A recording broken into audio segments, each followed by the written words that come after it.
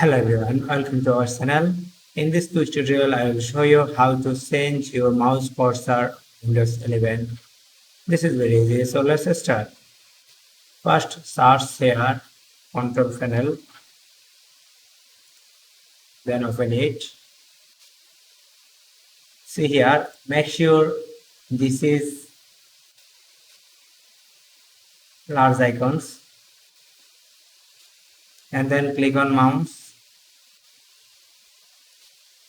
Now click on pointers.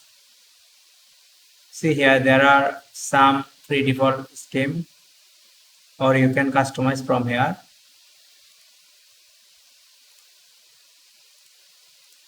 Some predefined scheme is there, or you can customize them by selecting here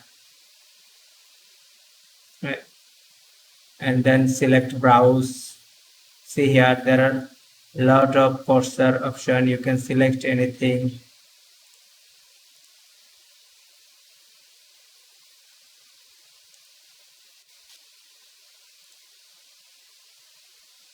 I select this for example.